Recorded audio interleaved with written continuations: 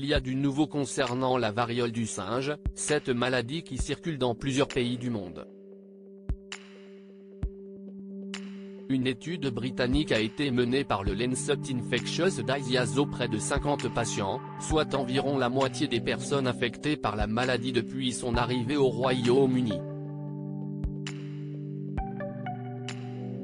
Si les malades de plusieurs pays d'Afrique ont en grande majorité présenté une forte poussée de fièvre comme symptôme, le cas des patients du Royaume-Uni a été très différent.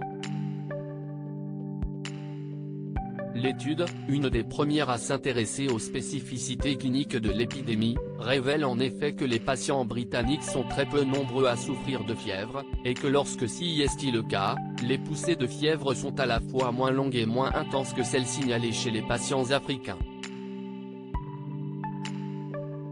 De fait, les personnes atteintes par la variole du singe au Royaume-Uni nécessiteraient alors très rarement une hospitalisation.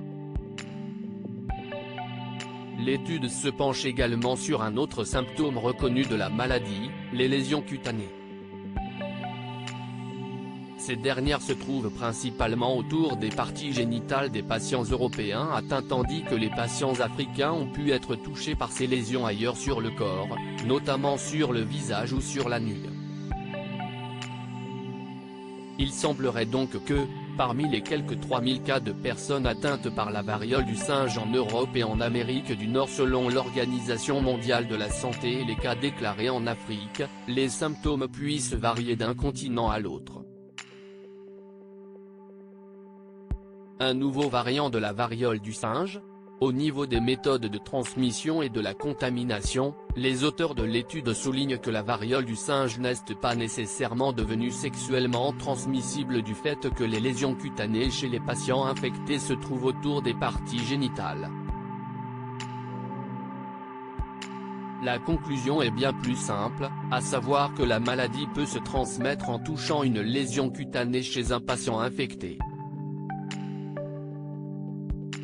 Enfin, comme l'a fait remarquer le pneumologue Hugh Adler-Alaft, le fait que les symptômes, et notamment la fièvre, puissent varier d'un continent à l'autre ne signifie pas pour autant que le virus a muté. Il n'y a pas de modification génétique majeure à remarquer dans la variole du singe pour le moment.